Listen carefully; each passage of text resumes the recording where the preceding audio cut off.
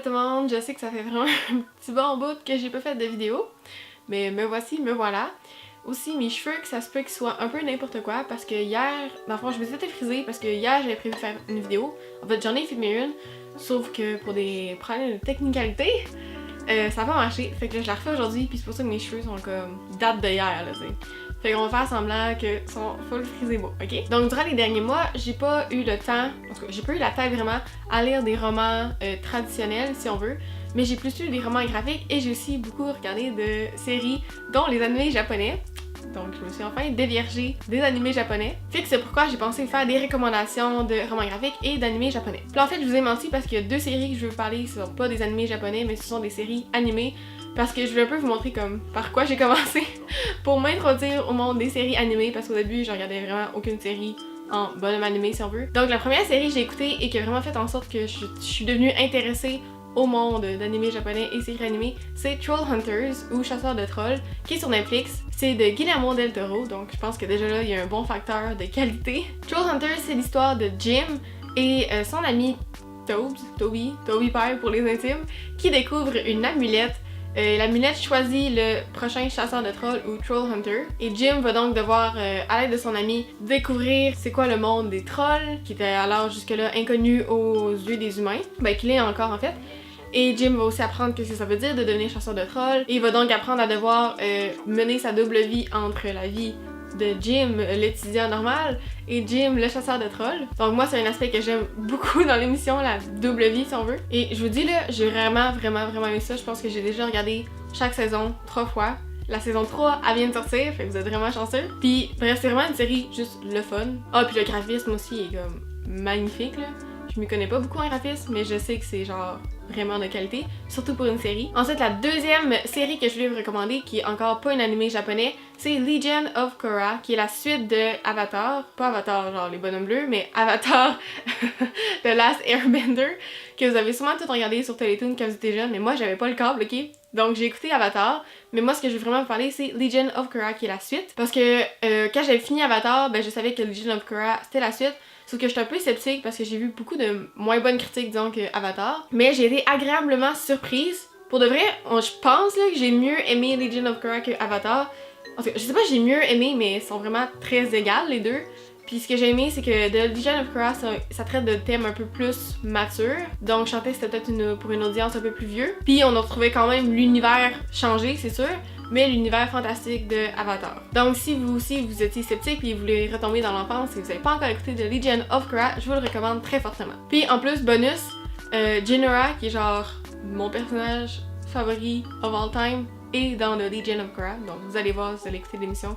C'est genre mon idole. Ensuite, j'ai 3 animés japonais à vous recommander. Donc, le premier animé japonais que j'ai écouté de toute ma vie, c'est Yuri on Ice. D'ailleurs, fun fact, ils ont annoncé aujourd'hui que le film allait sortir en 2019 parce qu'à date, il y a juste une saison qui est sortie de 12 épisodes et puis ils vont sortir un film à la suite.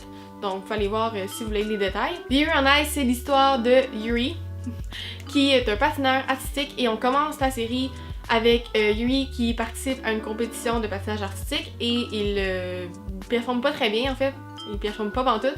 Puis après ça, on fast forward 1 an et c'est ensuite qu'on découvre que Yuri n'a pas patiné depuis 1 an et il revient dans sa ville natale. Et lorsqu'il fait une routine, en fait il copie la routine de son idole qui est Victor, un autre patineur artistique russe. Il y a une fille qui le filme, Yuri je parle, lorsqu'il imite la routine de Victor. Et elle met ça en ligne sur YouTube et ça devient viral. En fait, sur YouTube, en tout cas, je sais pas. Elle met ça en ligne et ça devient viral. Et Victor, son idole russe, décide de s'envoler en avion et d'aller voir Yuri en personne pour devenir son coach. Donc, ensuite, c'est l'histoire de la relation entre Yuri et Victor, la relation entre Yuri et l'autre Yuri, parce qu'il y a un autre Yuri, vous allez voir pourquoi. Un des aspects forts de l'émission, c'est vraiment l'évolution, le développement des personnages. Il y a aussi de la romance gay, vous allez voir. L'attention aux détails aussi, je crois que c'est un facteur qui fait en sorte que la série est vraiment de qualité parce que, juste comme exemple, je sais que pour les chorégraphies de patinage artistique, ils ont vraiment pris un patineur artistique professionnel qui ont modelé, ben lui faisait la chorégraphie sur glace, ils l'ont filmé, ils ont modelé après ça leur animation sur lui, puis les sons qu'on entend, c'est vraiment les sons de les lames du patineur artistique quand il faisait la chorégraphie sur glace. Fait bref, c'est comme des petites affaires de même que je trouve que tout ça fait en sorte que le show est vraiment de qualité. Puis la musique aussi là, Oh my god. En tout cas, vous écouterez le show là, parce que je fais comme pas vraiment décrire la musique, mais elle est vraiment vraiment bonne. Ensuite, le deuxième animé japonais que je voulais parler, c'est Haikyuu. Je sais pas si je prononce bien, mais on va appeler ça de même, Haikyuu. C'est un animé encore de sport, parce que Yuri on Ice aussi c'est de sport. Mais cette fois-ci, c'est de volleyball. Puis là, vous vous dites sûrement, oh my god, mais pourquoi est-ce que je regardais du volleyball? Mais moi aussi, j'étais même au début. Et vous faites erreur parce que c'est tellement bon là. La façon que c'est animé, il rend ça intense et épique chaque moment. Puis c'est vraiment définitivement devenu une de mes séries préférées. Genre, je sais pas comment expliquer là, mais on ressent comme un sentiment de familiarité, je trouve, en regardant le show. Peut-être parce que j'ai comme adopté chaque personnage. Mais c'est vraiment bon. Ça raconte l'histoire de Hinata Shoyo, comme désolée en avance pour la prononciation des personnages, qui, lorsqu'elle était en, je pense, secondaire, genre l'équivalent secondaire 1-2, regarde un match à la télévision et il voit un match de volleyball et il voit de Little Giant qui participe à une compétition. Puis lui, il est vraiment plus vieux. Et dans le fond, c'est parce que c'est Little Giant parce qu'il est vraiment petit, mais il saute extrêmement haut. Et là, Hinata se met à idoliser Little Giant et veut lui aussi se mettre à jouer au volleyball. Sauf que là, il y a personne de son école qui veut participer dans son équipe. Donc, il se ramasse avec genre des amis par rapport qui jouent au basket ou au soccer. Il participe à son premier tournoi de volleyball contre une autre équipe dont je me souviens plus le nom, mais dont je pense que c'est le capitaine. En tout cas, je sais pas. Il y a un joueur qui s'appelle Kageyama. Et lui, il est genre vraiment vraiment bon. Puis c'est pour ça qu'il l'appelle le King. Ben, en fait, c'est pas uniquement pour ça, ce que vous allez voir. Puis évidemment, ben, l'équipe de Hinata perd. Et l'autre équipe de Kageyama gagne, genre haut la main. Et après ça, on fait un jump de 3 ans. Et on retrouve Hinata qui est rendue au secondaire, ben genre high school, donc secondaire 3, je pense qu'ils ont comme 15-16 ans. Et là, il veut appliquer pour l'équipe de volleyball et surprise!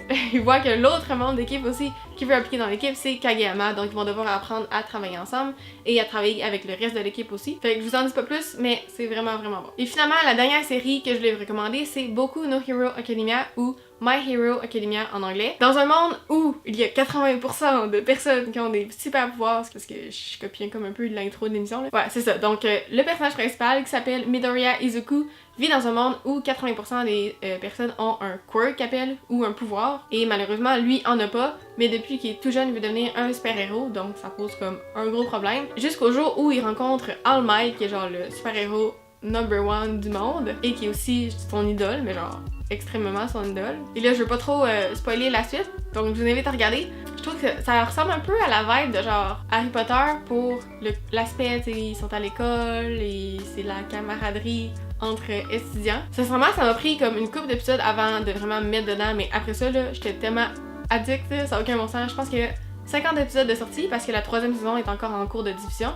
Mais ouais, les 50 épisodes, je les ai écoutés en 2 jours. Les scènes d'action sont genre malades pour de vrai. Puis ce que j'aime aussi, c'est que malgré on se concentre sur le personnage principal, parce qu'évidemment c'est son histoire à lui, mais on se concentre aussi sur les autres personnages. Fait que ça rend vraiment l'émission encore plus intéressante. Ok, ensuite dans les romans graphiques, je vais parler de Runaways. Je pense que j'en ai déjà parlé en tout cas. J'ai lu ça fait vraiment longtemps à Noël. Donc Runaways, c'est l'histoire de 6 amis d'enfance, mais en fait qui ont grandi et qui se parlent plus. Sauf que leurs parents en fait sont amis d'enfance parce que leurs parents font partie d'un organisme de charité ensemble. Et c'est pourquoi quand ils étaient jeunes, ben ils passaient des soirées ensemble. Puis là, on est rendu au secondaire et ils se parlent plus. Jusqu'au jour où les parents décident de se refaire une rencontre pour l'organisme de charité. Et ben là, les enfants sont. Ben les enfants, genre ils ont mon âge, mais.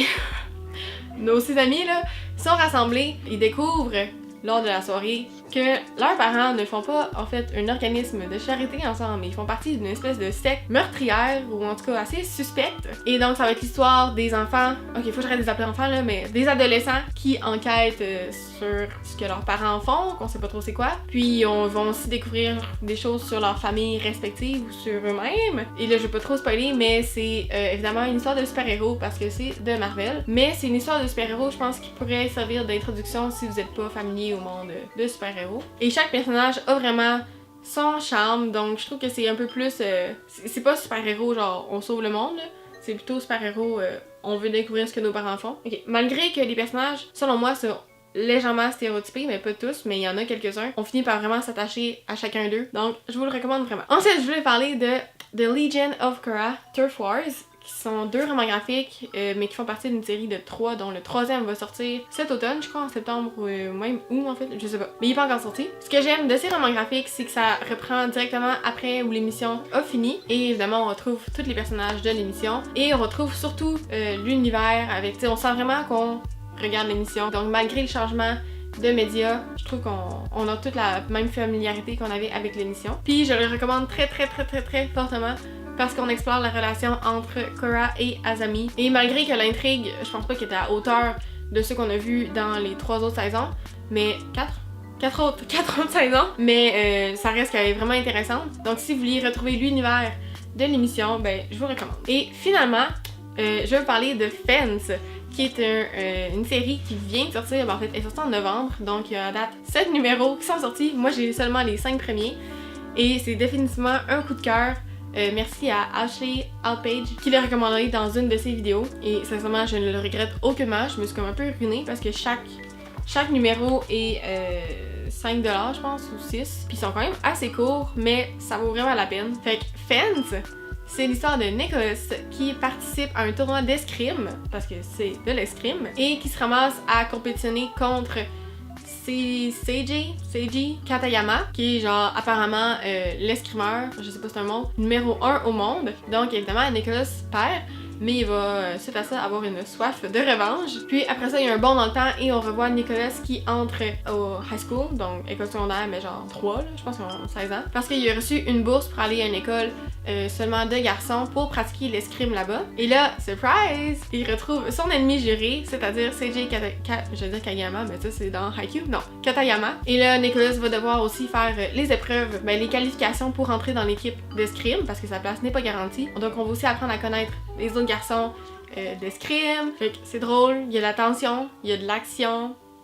Puis l'art est magnifique, ok? Moi je la suivais déjà avant là, sur Tumblr, je sais pas si vous la connaissez pour peut-être son fanart, mais c'est Johanna, je pense qu'on prononce ça comme ça, de Man, qui fait l'art à l'intérieur, donc évidemment c'est fait que genre je vous recommande définitivement. Là. Ah puis aussi, ben là dans le fond, si vous voulez pas acheter les numéros qui sortent à chaque mois, vous pouvez attendre pour le volume 1 qui regroupe les 4 premiers numéros qui va sortir à la fin juillet. Aussi, je vais parler de 5 mondes, le guerrier des sables. Puis avant de vous en parler plus en profondeur, j'ai comme un fun fact. J'ai découvert, je sais pas c'est quoi le mystère là, mais j'ai découvert que le tome 2 est sorti en français avant le tome 2 en anglais. Puis la langue d'origine c'est vraiment en anglais, fait que j'ai aucune idée pourquoi. 5 mondes, je l'ai acheté vraiment spontanément parce que je l'ai vu dans ma librairie, j'ai fait « Oh mon dieu, la couverture est belle! » Ça a l'air intéressant. Fait que je l'ai acheté parce que je pense pas que j'y ferais justice en essayant de raconter l'histoire, mais vous pouvez aller lire faire vous-même sur internet si vous voulez le résumer. Ou vous pouvez aussi faire comme moi et le lire spontanément sans savoir dans quoi vous embarquer. Je trouve que ça ressemble un peu à Avatar, mais ça reste que ça a vraiment son propre charme. L'univers est unique, l'art aussi est unique. Je suis dans le